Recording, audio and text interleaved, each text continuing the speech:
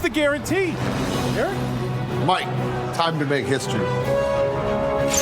Players in Circa Million make 5 picks against the spread each week with quarterly and full season payouts. Circa Survivor entries choose one team each week with no point spread. The last one standing wins it all. We have $21 million on the line. Are you in? Visit circasports.com for details.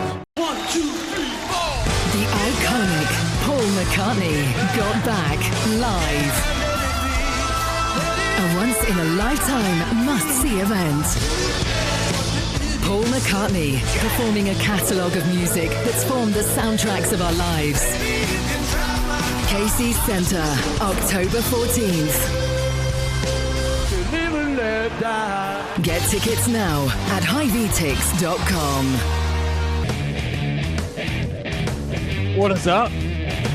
Welcome to Bigger Than 12 in the Channel C Studios. I'm your co-host Jake Brend, joined by the Duke, Derek Duke, down in Texas. I feel like our first show in an actual remote location. I'm in my townhome. You're in Texas. I think it's our first one in like months, it feels like. Yeah, it does feel like that. I just came back from, we recorded early last week because I came back from Vegas a couple days ago. Was on the Strip for a while, made it to Fremont Street a couple nights, including Circa. Made it to Circa to catch some of the baseball games. Boom. Had a few beers. My wallet is a little bit lighter. Not a lot lighter, but it's a little bit lighter. But overall, it was a great trip. And can't speak for Aiden, who is not here today, but I can promise you that I had more fun than he's going to have during his vacation right now. Yeah, so I am producing today, which isn't that big of a deal. I've got a producing background, but if things go poorly, blame Aiden. Blame Aiden, yes. How dare Aiden take a vacation in the middle of the summer to refresh and recharge his batteries heading into the busy season? Who the hell does he think he is? I know. We have a show to do, and he could care less. He's just going on vacation. He probably won't even listen. Probably not. What a jerk. We miss Aiden. We can't wait for him to be back. We do. The segments might be a little bit different without him, but we'll make it work. But again, if you have any complaints about today's show, just DM Aiden on Twitter. He'll love it. We've got a good show for you today. We're going to continue our season outlooks. We've got 3 of them for you today. We're going to be done with them in 3 weeks. So we've got Kansas, K-State, Oklahoma State today. We're going to talk about Memphis and their offer to the Big 12 that quickly got denied. And we'll also have an Iowa trivia question, and we'll close with a draft of the best Matt Campbell era Iowa State football teams. That should be a good one. It should be a good one. Of course, this is all brought to you by Wealth Charter Retirement Planning and Tax. Tim Hawkins and his team, frankly, would be sick if they took a look at Derek's wallet after his trip to Vegas. I'm kidding. Probably. Tim Hawkins and his team are very judgment-free, and no matter what stage of life you're in with your finances, they are there to help you, and they are there to put you in the best financial situation possible. Go schedule an appointment at wealthcharterretirement.com, and you can schedule a nice coffee visit in Ankeny with Tim Hawkins. Thank you to Wealth Charter for supporting what we do here at Bigger Than 12. Should we start with Memphis? I think that's probably the most pressing topic. So, for sure. The Memphis Tigers, behind FedEx, a Memphis-based company, offered $200 million to Commissioner Yormark in the Big 12 to join. And before I even saw this news, it was denied. It happened pretty quick. Yep. Derek, what do you think of this, and I guess the decision to deny them? Just say, nope. Yeah, there's that old saying I love. It's money talks and bullshit walks, and that's the case here with Memphis. Look, I don't think adding Memphis, for me, I can't speak for everybody else, I don't think it moves the needle for me or for really anyone in the Big 12 for that matter. However, I think they wouldn't be necessarily a bad fit, considering when you look at the first round of realignment in the conference post-COVID, like we added UCF, Houston, Cincinnati, and BYU. And out of that group, outside of BYU, I think those other three schools are kind of comparable to Memphis. And you could throw geography out the window. That doesn't even matter anymore because conferences are just so all over the place. But I will say that Memphis did put their money where their mouth is with that $200 million offer. And Yormark said no. Like, Memphis has been a school for a long time now, probably close to a decade, that has been trying to get into a power conference for years. They do have a big financial backing with FedEx, who is one of the largest, postal carriers or whatever in the United States. So, in their football program, honestly, if you look at it, Jake, it hasn't been that bad. I believe they are making upgrades to that crappy Liberty Bowl stadium, which really just needs to be torn down already. But that's neither here nor there. But I think the Big 12 would want more money than $200 million to allow Memphis a seat at the big boy table. And if they can get it, maybe they reconsider. But for right now, the Big 12 said it's not enough. Yeah, that's what I'm wondering. Is this a hard no? Like, absolutely not? Or is this a no unless? Is this a no unless you give us $300 million and then we can talk? Is it a no, you can do $400 million and then we'll talk? My gut is it's probably a hard no, but everybody has their line. This isn't going to happen, but if FedEx and the Memphis Athletic Department back it and say, Yormark, I'm going to give you $1 billion. Eventually you'd have to say yes, right? I don't know what that line is for Yormark. And I guess what this tells me is when 200 divided by 16, it's like, comes out to what, right around like 15 million roughly. I'm no mathematician. That's not nothing for each athletic department for 1 year, especially in this age where you're competing against the Big Ten, the SEC.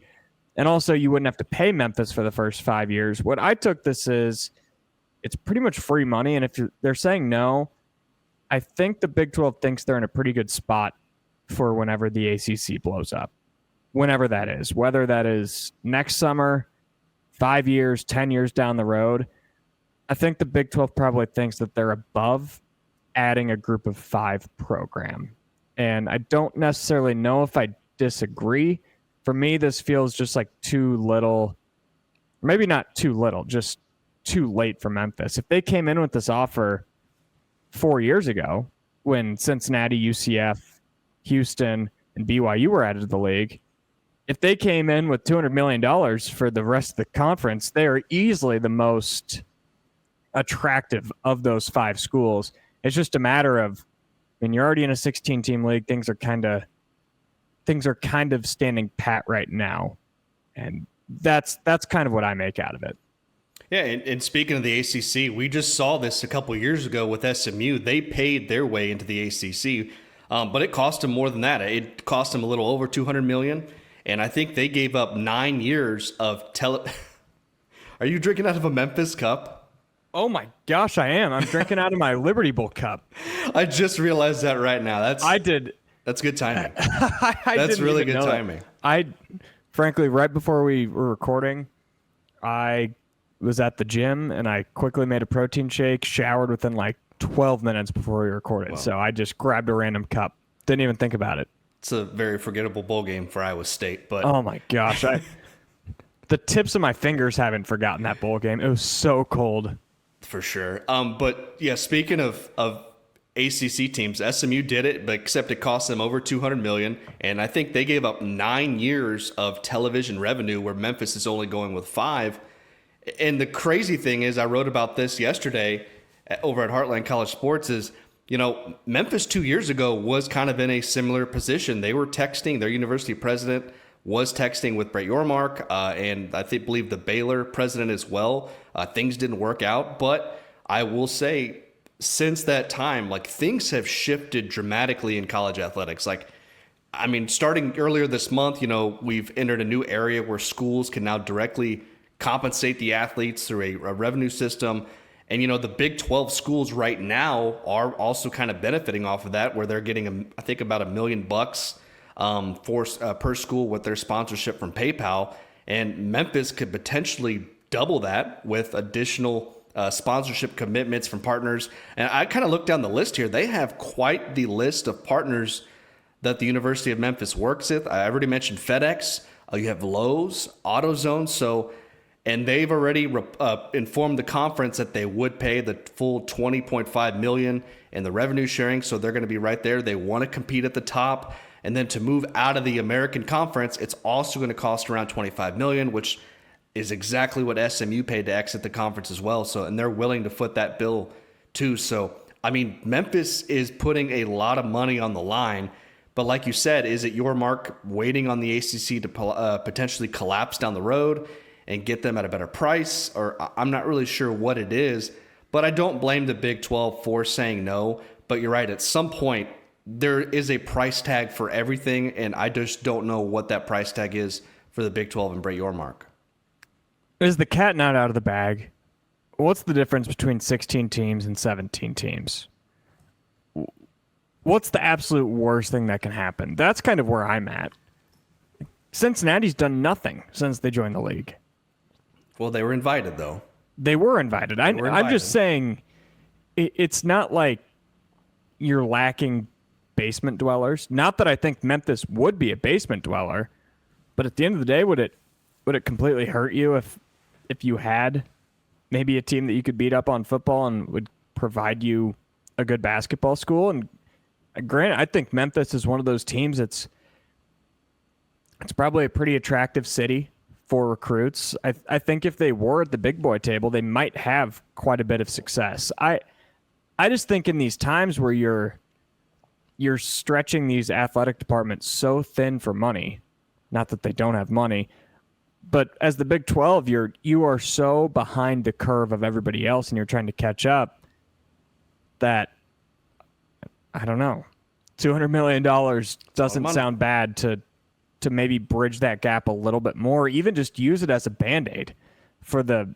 next 5 years to keep some of these athletic departments from probably crumbling from the inside. I think not Iowa State. I think the Big 12 should do this, and I think the way they should play it would be no but. Just give us $300 million and we'll talk. I think that's what should happen, and it very well could be happening behind closed doors right now. We have no idea. I mean, that's true too. But I could also see Yormark as a businessman. Maybe he doesn't want somebody to buy their way into the conference where the ACC really didn't give a crap because they were going to get a bunch of money from SMU. And like I said, SMU gave up 9 years of television revenue. 9 years. That is a long time to go without that. But they do have the big boosters there up in Dallas. It appears that, I mean, Memphis also has a lot of big backing with these companies that I mentioned earlier. So maybe they do have the money. Maybe they will offer more. I don't know what's going to happen, but as of right now, it looks like that's not going to be the case. They're going to be on the outside looking in. They're going to be back in the American Conference. And who knows? Maybe they're fully committed to the American Conference. Yeah, I did see that, but no, they're going to try to get out. Fully committed. As they're soon as they firmly can. entrenched. They're saying that in the front door, and then they're sneaking out the back. That's exactly what that is. But who knows? In this crazy day and age, like, I don't know. There probably is a price tag. Maybe if they offer $300 million, maybe the Big 12 says yes, but I don't know. We'll see what happens. Memphis is married and went out to the bar. Yep. Took a picture with a hot girl and sent it to his wife and said, hey, I might take this girl home tonight. Got rejected and then went back home and said, that's a good way to put babe, don't worry. I'm firmly committed to you. That you have nothing to worry about. That is exactly what just happened. That's pretty much exactly what happened. Yes. What a ridiculous sport. Let's move on. I want to thank Freedom Tire. That is not Freedom Tire. That's Freedom Tire. Freedom Tire is not the presenting sponsor, but a very, very good sponsor of what we do here at Iowa Everywhere and on Bigger Than 12. They've got 5 locations up in Ames, Altoona, Des Moines, West Des Moines, and Urbandale. I hope with all this talk about Memphis that Iowa State doesn't end up in Memphis this December, but if they do, Freedom Tire is your spot to hit right before you go, because most people that make the trip to the Liberty Bowl should be driving. It's a pretty short drive, but 8-9 hours it can be considered a short drive for some. It is not considered a short drive for your tires. So if you ever have trips like that throughout this upcoming football season, be sure to hit your local Freedom Tire on your way out. Thanks to all they do for supporting what we do here at Iowa Everywhere. And they've still got this giveaway going where they are donating 4 free tires. And if you win, then you get to also give 4 free tires to a charity of your choice. You can check out those details at iowaeverywhere.com. Let's hop into these season outlooks. We're going to start with the University of Kansas. Interesting spot for Lance Leipold after a 5-7 season where they lost 3 one-score games in a row in September and really went in the cellar and then turned into one of the best teams in the country for the last couple months of the season. They lose their star running back, Devin Neal, 1,200 yards in 2024. They also lose Luke Grimm, their leading receiver, their second leading receiver, Quentin Skinner, and their do-it-all tight end fullback, Jared Casey. They bring back their quarterback, Jalen Daniels, a 5-year starter. That is also not Jalen Daniels. This is Jalen Daniels. Dang it, Aiden.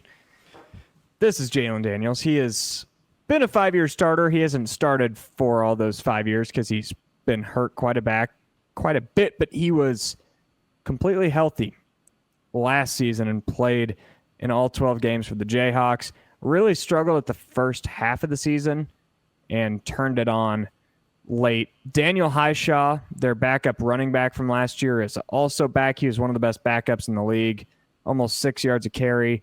They return Lawrence Arnold, third leading receiver, and 3 starting offensive linemen. They bring in a familiar face, Iowa running back LaShawn Williams, and then they bring in a pair of transfer receivers that were pretty successful at lower levels in Bryson Canty and Cam Pickett.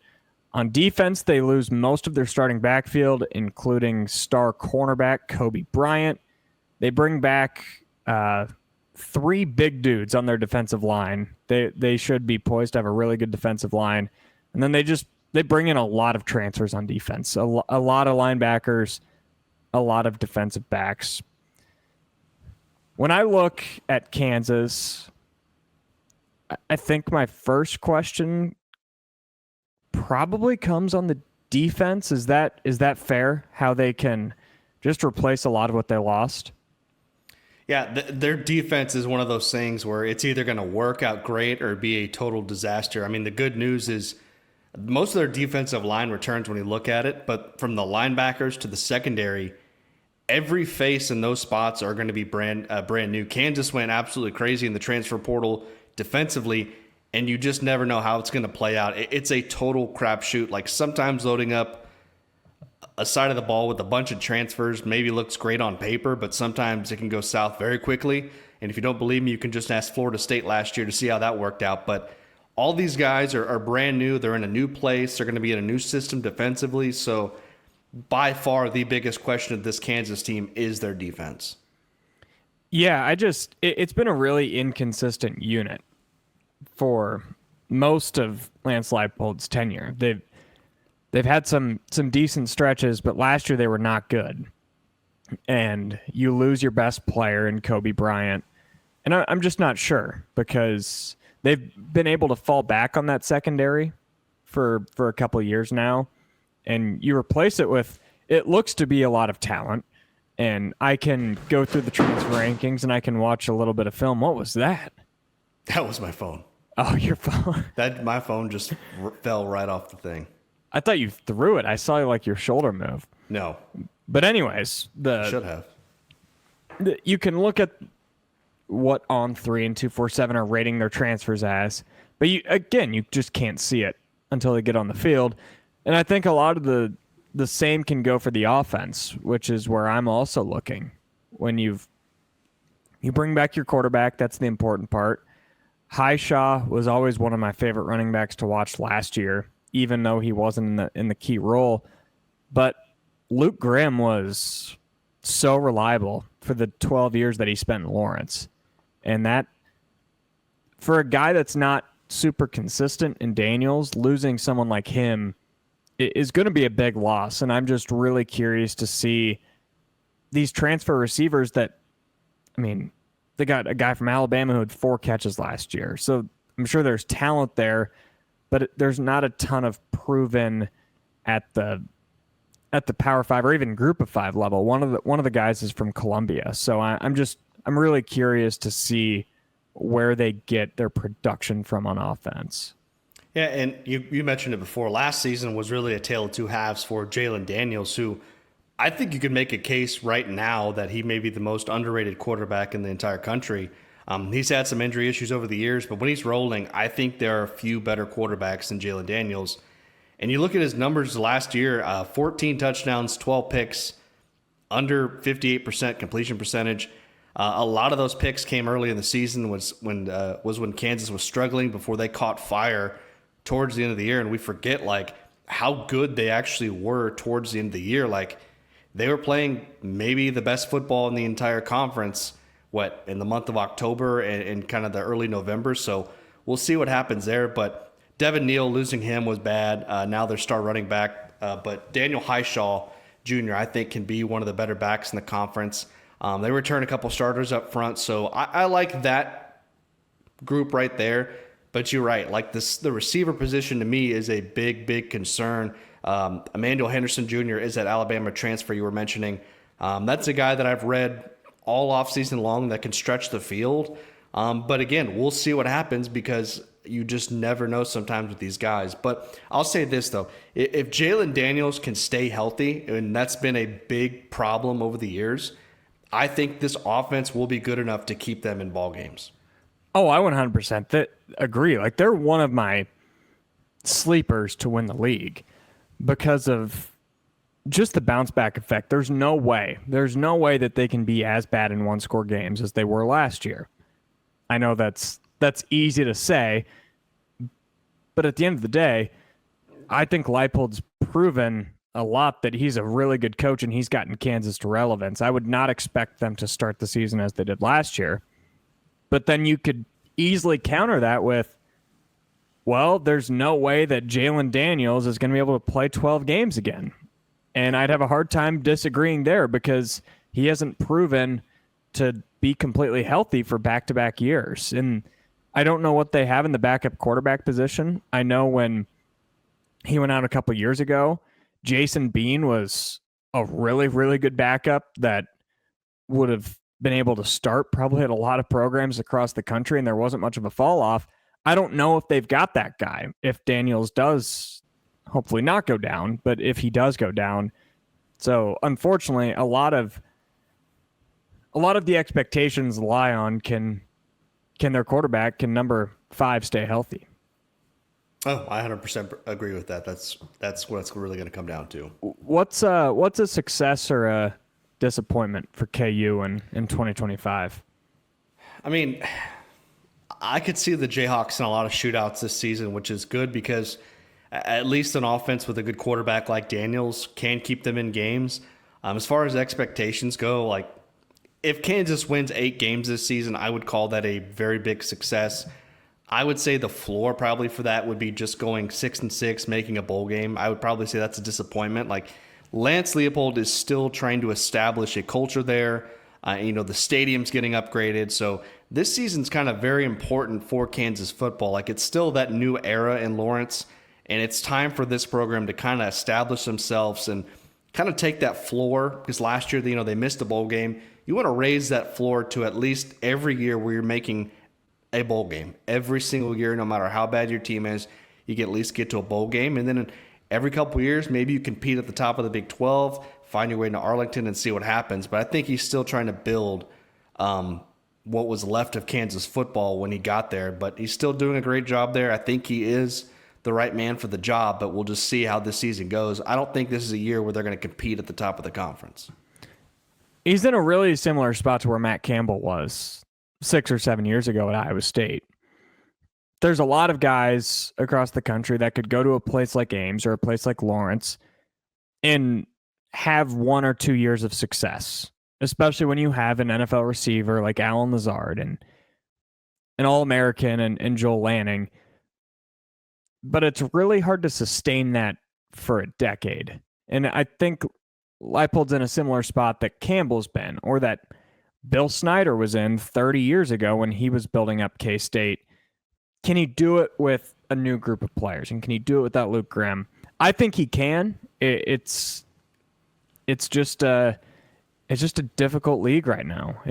There is not much give and take between 4th and 12th, and that's a tough life when you're a head coach that's fighting to build up a program that frankly has never really done anything. So I'll agree with you. I think anything like 7-8 wins and up is a success.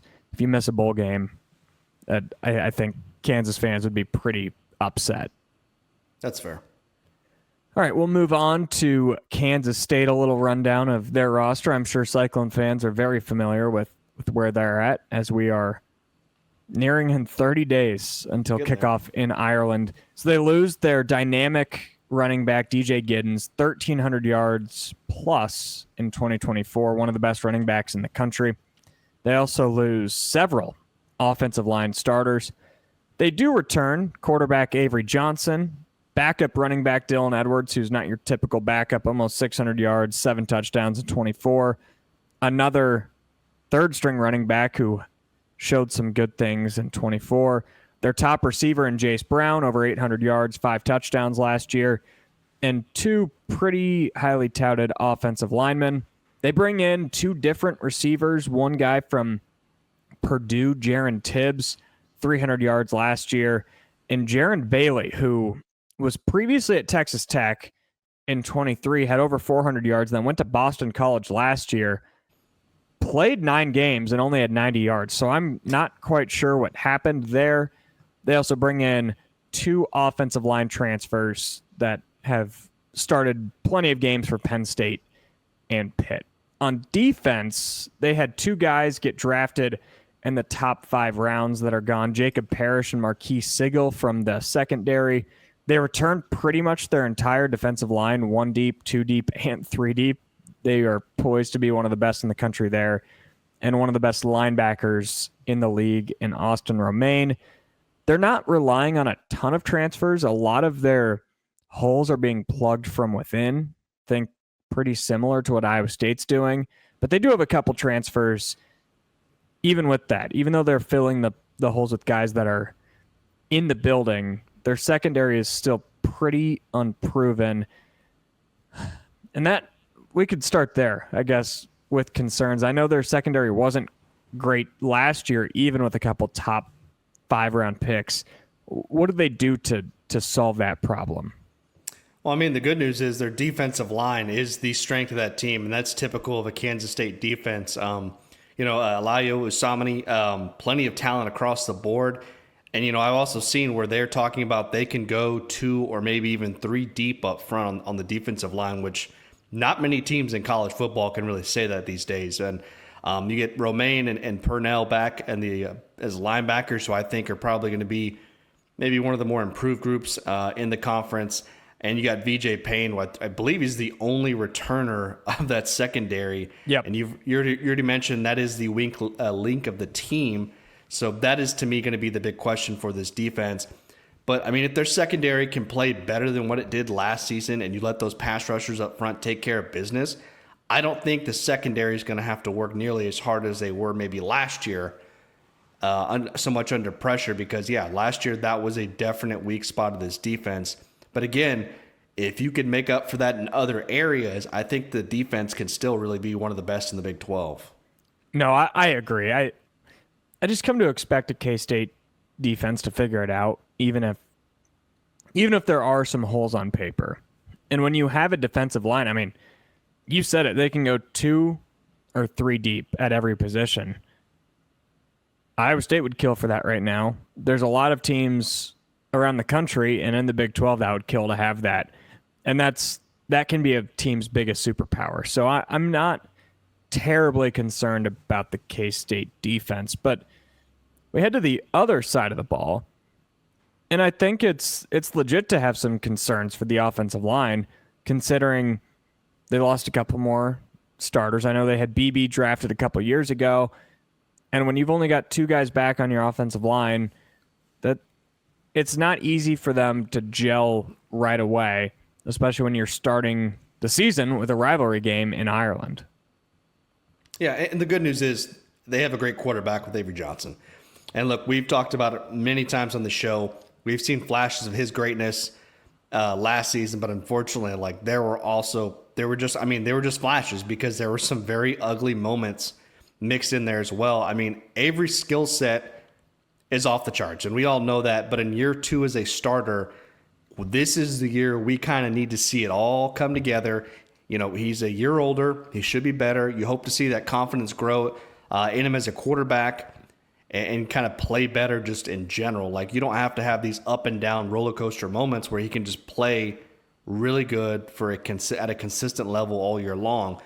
And he does have a little talent to go around with him. Dylan Edwards, I think, is a sneaky good running back who probably is not going to be talked about a whole lot. And Kansas State just always seems to have a good running back. It doesn't matter what year it is. They always seem to find talent at that position. The offensive line, you did mention they kind of loaded up with transfers. That's not very like Kansas State of them. They usually typically do a great job of recruiting guys out of high school, building them up, and then, you know, by the time they're a fifth-year senior, they've got, 30 starts under their belt. So they're always in the mix for having one of the best offensive lines in the entire conference. But we'll see what happens there. As far as receiver goes, I think Jace Brown has he's got a lot of something special to him. And we saw, much like Avery Johnson, we saw flashes of Jace Brown last season. Now it's going to be time for him to take that next step, be the leader of that wide receiver group to help take this offense to another level. Because to me, this whole offense, defense, whatever, this entire team is really going to ride on the shoulders of Avery Johnson, and they're going to go as far as he can take them. I couldn't agree more. The season is on Avery. Avery has all the talent in the world. He very well could be a Heisman favorite. Not favorite, but a Heisman candidate. And he just had too many games last year where you're not clocking the ball properly. And you're blowing a chance. I'm trying to remember what game that was, but it was right before halftime. And they had a chance to put points on the board. And I think he took an intentional grounding or didn't clock the ball right. And the clock just ran out before half. They didn't get those points. There was the safety that he took in Ames. It's inexcusable. That stuff has to be cut out. And the consistency with his arm, it just has to get better.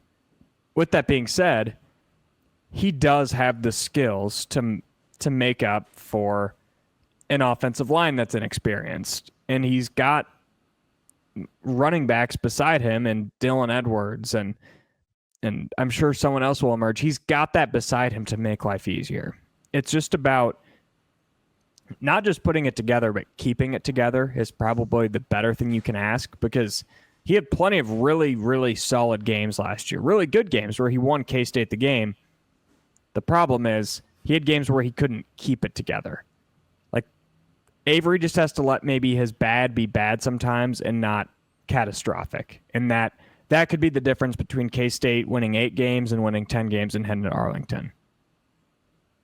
Yeah, for sure. I think back to that Houston game. I don't know if that was the game you're referring to. The Maybe Houston game I think it was, yeah. Was just absolutely brutal to watch if you're a Kansas State fan. Of course, we don't have to talk about the BYU game where just everything went wrong in every phase of the game. So you won't see many games like that for Kansas State. But yeah, there were definitely some moments last year that were head-scratching. But at the same time, you also have to remember he was a first-year starting quarterback. You're going to kind of go through some of those growing pains with him. And what I noticed, especially when I was around him in Dallas at Big 12 Media Days, he does have a certain confidence and swagger to him that you can tell he's a quarterback.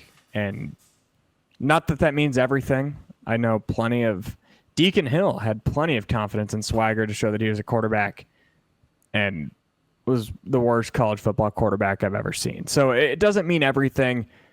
But he feels like a guy who is ready to take that next step and is ready to cement himself as one of the best quarterbacks in the Big 12, because I don't think he's done that yet. And I think a lot of that speaks to the caliber of quarterback in the Big 12 between Sam Leavitt, Rocco Beck, Josh Hoover, Sawyer Robertson. But a lot of that does speak to just some mind-numbing mistakes that he's got to clean up. For sure. All right, we'll move on to Oklahoma State in just a second. First, let's give a shout-out to our sponsor of the month, Circa Sports Iowa. You were just there. Not Circa Sports Iowa, but Circa Sports Las Vegas. I was. These pictures that you're sending me and Williams and Van Winkle are posting all over just make me so jealous. So jealous. Circa Sports, they're running their Circa Millions and Circa Survivor promo right now. You got to go to Vegas to sign up, but if you have any trip to Vegas coming up or you know somebody who's going to Vegas, do it. Encourage them to sign up because it just sounds like an absolute blast. Did you sign me up? I told you to. I don't think you gave me the money, did you? I don't think I did. Did you sign yourself up? I didn't. Van Winks texted me about it, and I was like, I'm not really sure what he was talking about, and it wasn't until too late. And, by that time I was hitting Fremont Street. There were a couple drinks in me, so you got to fly back out. Yeah, I know. I'll give you the money then when you fly back out. I think Doctorman's still out there, so yeah. Maybe text him. Maybe I'll hit up Doc. But yeah, Circa Sports. If you can't fly out to Vegas and join Survivor, go and download Circa Sports Iowa and do all your sports betting at Circa. Now we'll move on to Oklahoma State. Man, do they have a big year cut out for them. This man right here went out and pretty much got rid of everybody. Yeah, that's safe to say. I'm not exaggerating when I say they lost pretty much everybody. They did. Their main returners on offense are their freshman tight end, Josh Ford, who had 92 yards last year. Ooh. Trent Howland, who was a backup running back to Ollie Gordon, ran for 230 yards as a junior, and Rodney Fields Jr. ran for 99 yards. And when I tell you that's it, that is literally all they bring back on offense. They're bringing in a couple of receivers. Terrell Davis from D2 Central Oklahoma had 538 yards last year. And then they've got two running backs coming in. Freddie Brock from Georgia State had over 800 yards. Caleb Hicks, a guy who didn't really play at OU. And then every single person on the offensive line is a transfer. Every single person. And that's not to mention the quarterback battle that we'll get into in just a second. The defensive overview, they actually bring back a little bit more than the offensive side of the ball. They return a couple defensive backs, Cam Smith, Dylan Smith, Cameron Epps, David Kambago, and they bring back defensive tackle Iman Oates. But then their entire linebacker core is transfer, most of the defensive line, and then a couple guys sprinkled throughout the secondary. So my question is everything. What are they going to look like? You have no way of knowing. No way. No, this to me was by far the hardest team to do a season outlook for, just because I don't think there's any team in the Big 12, maybe even in the entire country, that has as many new faces at positions than Oklahoma State. And maybe that's a good thing. I mean, you go 0-9 last year in the Big 12. You go 3-9 overall. So it was by far the worst season under Mike Gundy. I think it was the first time in over 30 years that Oklahoma State went winless in conference play. So he got rid of his coordinators, a lot of his staff, and pretty much anybody that had anything to do with last season. And, speaking of last year, it was a complete quarterback carousel. You had old man Alan Bowman, Malachi Smith, Garrett Rangel, and then on top of that, their offensive line was a disaster. Ollie Gordon didn't live up to the hype. Their receivers weren't very good. It was a total mess. And now you're going to get Haas Henry and Zane Flores, which battling it out, which is good because you have somebody there that's new, but also that comes with that. Neither guy, if you look, has thrown a single pass in college. That's a little concerning. A single one. So have they thrown one in practice? I'm sure they throw one in practice before, but I mean, everybody on this offense is new, from the backs the offensive line, the receivers. So it's really hard for me to sit here and break down this offense when the guys up front haven't started a game for Oklahoma State. And again, everybody's new. It's a total crapshoot for me. And I'm not going to even sit here and pretend like I know how this is going to play out. Because I don't. But I do think that there are going to be some definite growing pains with this team just because of there's so many new faces and so many new moving parts in Stillwater. So you mentioned the quarterback's not throwing a pass. When I was trying to find pictures, it was not easy. So I did find a picture of Zane Flores. He's been in the program for 2 years, hasn't played, like you mentioned. I couldn't find any pictures of Haas Henji, who was a former four-star that didn't play as a true freshman at TCU. Mike Gundy had some really interesting insight at Big 12 Media Days about he's never gone into a season where he just doesn't know what he has in their quarterbacks. And he said that he thinks he likes them, but they haven't even started fall camp yet, which is very candid from Gundy. And I feel like we're not doing our job because we're really deferring to this. Well, they have so many transfers, so how can we know? But truly, how can we know? How do we have any idea what this team is going to look like? I guess before we talk about expectations, would it be more fair to expect them to be 10th or dead last? What's more fair? I mean, 10th is probably pushing it. I think that could be the upside of this team. This is a team that went 3-9 last year with a team that was supposed to compete at the top of the Big 12. And unfortunately, I think this is going to be one of those things where it's going to take time for them to get back to their standard because they have set a standard over the years in Stillwater. And this season ain't going to be it. Progress is what this program should be looking for. And I think that progress would probably be getting back to a bowl game. So I don't see a scenario where they're finishing 10th and making a bowl game. I don't know. So if they can get to 6 wins, I think that would be a step in the right direction. If they don't, if you're talking about them finishing dead, I think that conversation needs to be had because I think you're going to have to start looking. Oklahoma State's going to have to start looking for somebody else to kind of come in and clean house again when it comes to Mike Gundy. Maybe starting over, somebody starts fresh. So I don't know. This is a program that has a ton of question marks, and I don't really feel good about any of the options that they're talking about rolling out there. But who knows? I mean, Mike Gundy, for as long as I can remember, has always been at his best when people least expect it. That's what makes it so hard because on paper, it's them, it's West Virginia, it's Arizona that they just have too many question marks. I don't expect them to be good. Maybe it's not fair to throw West Virginia in that conversation, but it's Mike Gundy, and he's done it before. I just don't know if he hasn't really done it in this era. He's had good teams in this era, but he hasn't really had extremely low expectations in proving people wrong yet. And I don't think it's going to happen this year. I think if we get into what's a success or a disappointment, I think you hit the nail on the head. I think 6 wins is an overwhelming success if they can get to that benchmark. But if they don't, it's a disappointment. I think this will be the last season that we see Mike Gundy in Stillwater. And that's my prediction. You did predict that. And it's crazy for me to sit here and talk about Mike Gundy and getting to a bowl game would be a step in the right direction because, like I've said, this is a program that set a standard for winning 12 games every single year. Mike Gundy had countless 10-plus win seasons for almost a decade. Every other year he was winning at least 10 games and he was finding his way to compete. They were always competitive in the Big 12, but last year was just a total flop.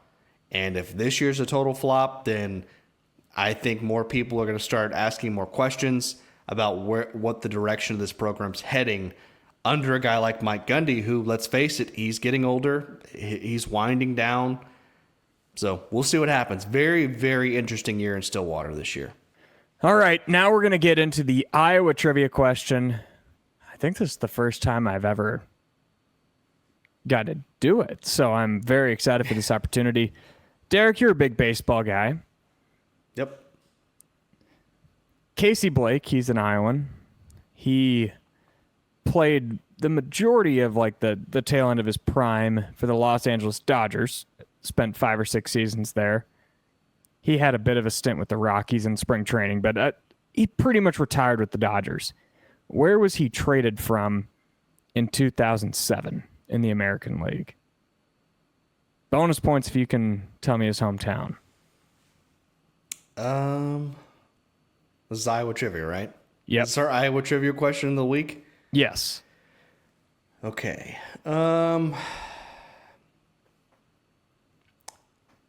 What American League team was he traded from in 2007, right? Yeah, to the Dodgers. Tigers? I don't know. Was it the Close, Tigers? right division. Cleveland. Cleveland. Okay. It was actually a pretty big trade because, fun fact, Carlos Santana was involved in that trade, and he's still playing. Wow. And I said bonus points if you can tell me Casey Blake's hometown. Is it Indianola? It is Indianola. There you go. I figured you'd ask a question about Indianola.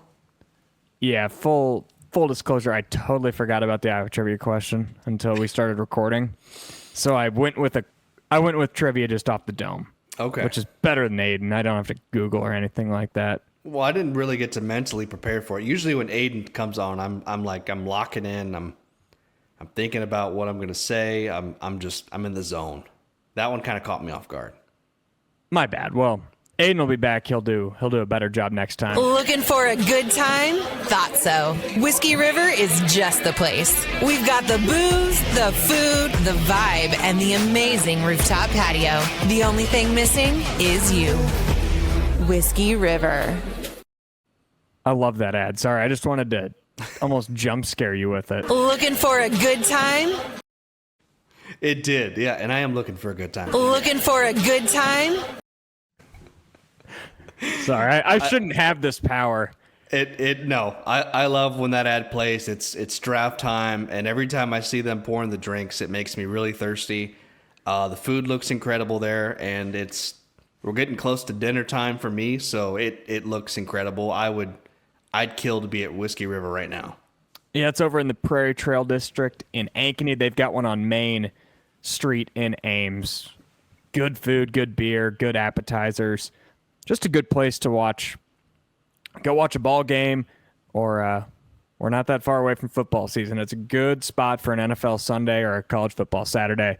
Whiskey River provides our draft. And our draft today is going to be a pretty fun one. We've got Matt Campbell era Iowa State teams brought to you by Whiskey River. We don't have Aiden to flip a coin. I don't know if either of us can be trusted. So I've got this notepad.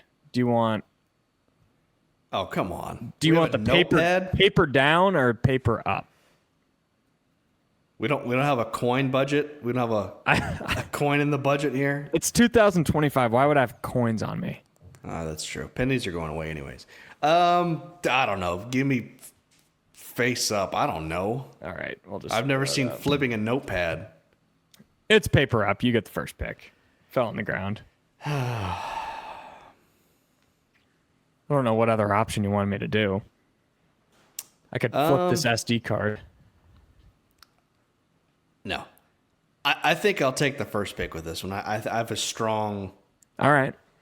first pick. I think I know where you're going to go with this. I've got to go 2020 Iowa State. Like that to me. Good pick. When I think the peak, and we're still probably getting there. I'm not saying it was the peak, but at the time it was definitely the peak of Iowa State football under Matt Campbell. Iowa State was able to kind of get over that hump.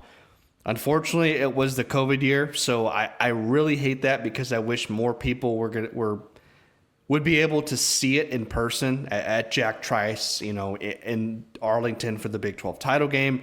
Unfortunately, they didn't win that Big 12 title game, but they beat the shit out of Oregon in that Fiesta Bowl. They did. I love that. I absolutely love that. That was their first, to me, that was their first major bowl win, and it's always going to go down in the record books. Like, yeah, the COVID year was a really odd one, but at the same time, like, it was an historic year for Iowa State. I feel like that's the year where Iowa State kind of started getting in the top of the Big 12 conversation, maybe even nationally as well. Like, you had national people talking about Iowa State for the first time in a very long time.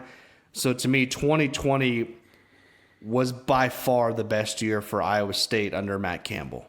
I think it's also the year that maybe not the absolute best, because there's a couple of other great examples of this, but that just shows the culture that Matt Campbell built in a year where I talked about it on Cyclone Fanatic today. 2020, K-State was missing like half their roster. And is some of that bad luck, or is some of that just like they didn't manage the program well enough? And nobody that year managed the program as well as Iowa State did. And that's just a hats off to Matt Campbell and staff. It's the best year in school history. And that leaves me with the second best year in school history, 2024. Rocco Becht leads Iowa State to the first not only 10-win season, but the first 11-win season in school history, takes them to the Big 12 championship, 4 game-winning drives in the final 2 minutes with a touchdown to cap it off. Historic season, and hopefully a sign of where Iowa State will be in this new look Big 12 in the future. Good pick. And then my next pick, I will go... I think there's 2 options for this one by my criteria, because my criteria is not like who would beat who on a neutral field, because I could make an argument that there is one team that's maybe even better than one I just picked. But for this criteria, which is just the best Matt Campbell team, I'm going to go with Brock Purdy's rookie season, 2018. A 1-3 start is a little misleading, because I consider that like the preseason. I don't even consider that a part of the Brock Purdy season. Purdy gets the keys on the second drive of the game against Oklahoma State, wins just a memorable game in Stillwater, leads Iowa State to an 8-win season, a loss in the Alamo Bowl. But you've got Purdy, David Montgomery, Hakeem Butler, and just an incredible defense as always. I think this is the best of the pre-2020 Iowa State teams. That's fair. No, that's a fair pick. I actually had one higher than 2018. Do you want to guess what year that would be? I don't want to guess because I don't want to give away my hand, but that's fair. I have an idea of where you'll go. I'm going the year before. I'm going 2017 Iowa State. I was really close between 2017 and 18. I have 17, a little bit higher than 2018. Kyle Kemp there, the quarterback. That win over Oklahoma really, really opened up some eyes around Iowa State in that program. To me, that's kind of the game where people started noticing Iowa State, because the year before they weren't that great under Matt Campbell. This was year 2. Iowa State kind of building. I will never forget. I feel like this game is just in my mind. The TCU game that year, 2017. Still the best game I've ever been to at Jack Trice. That game to me is like where the culture shift really. I mean, Oklahoma for sure, but that TCU game where they beat, I think TCU was like top 5. They were like number 4 in the country, I believe, that year. The Field Storm, they were able to win that game. And you look at the quarterbacks they had, Zeb Nolan that year, Kyle Kemp, Joel Lanning was playing quarterback. I mean, there was just so many things.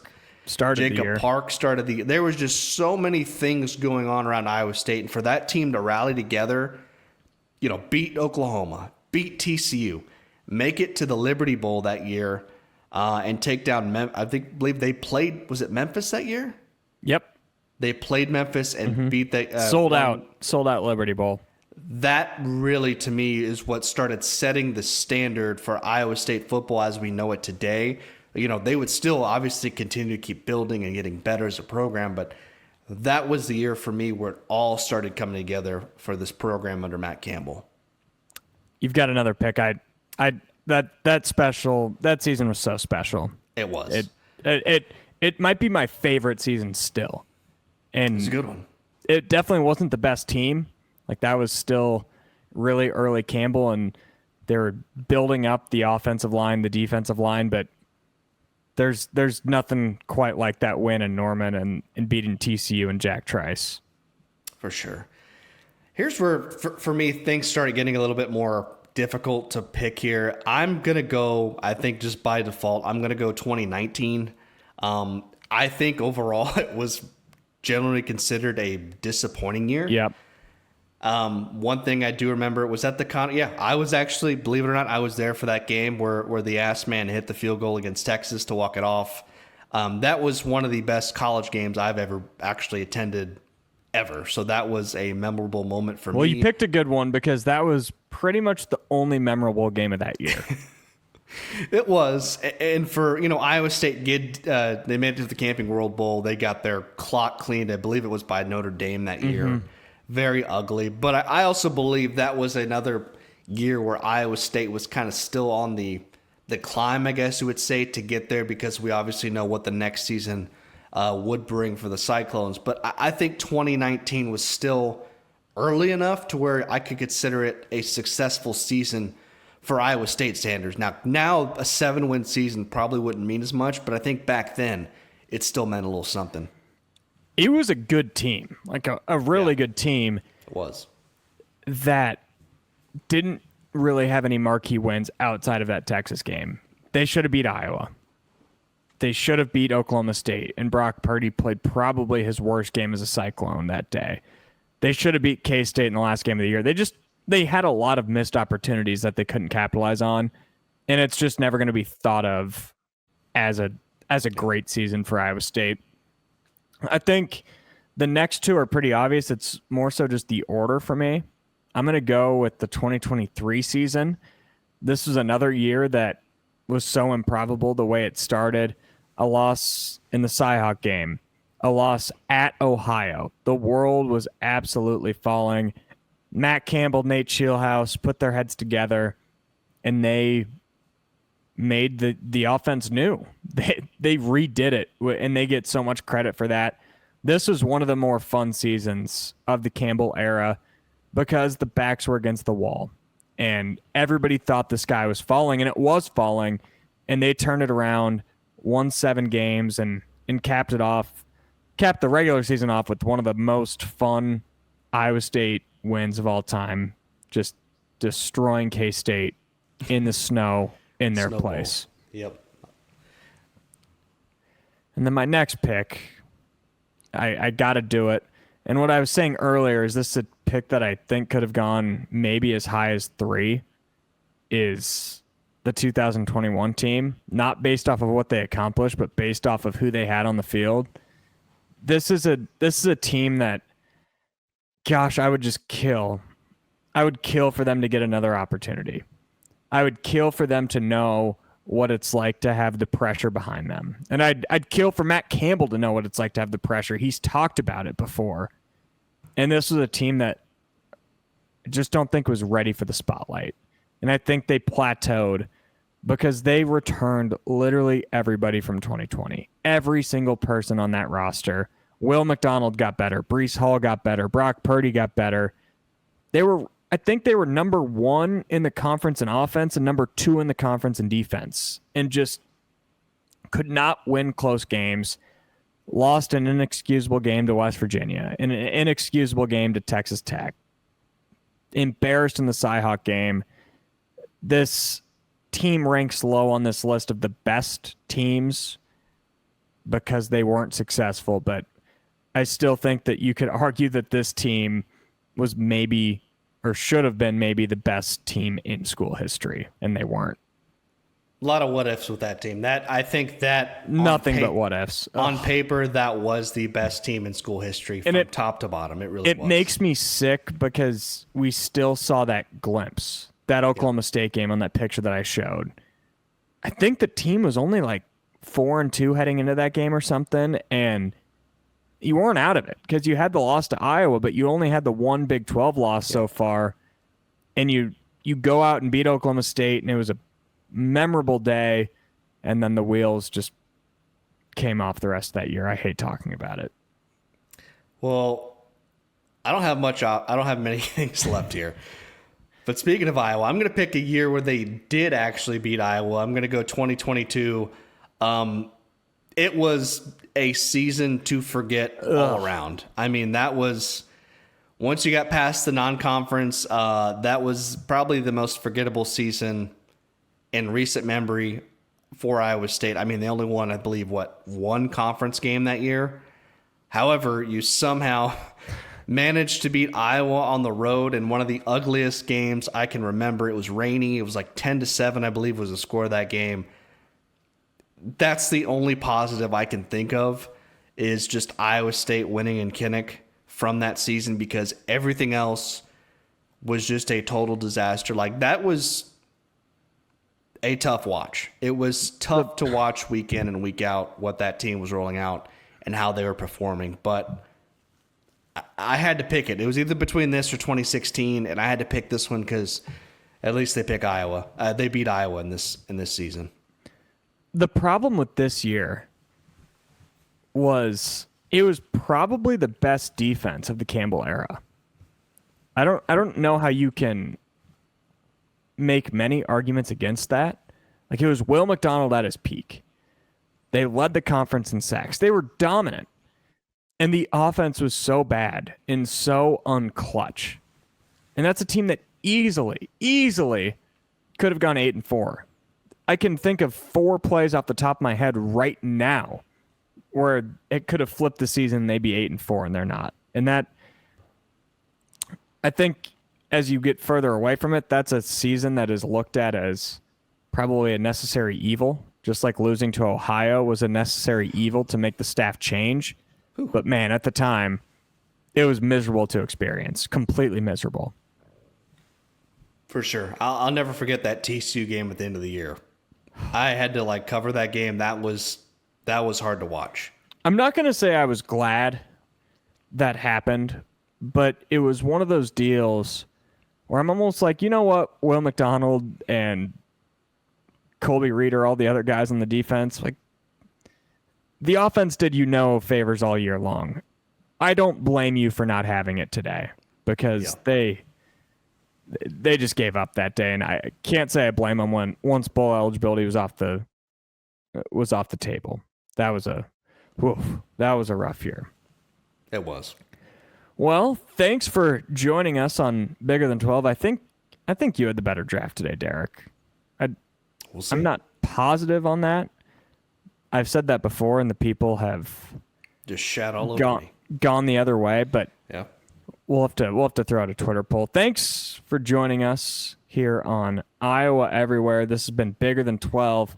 Be sure to like, subscribe, tell your friends. We are T-minus almost 30 days away from football season. We're going to keep getting you there. We're almost to the finish line. Thanks for joining us.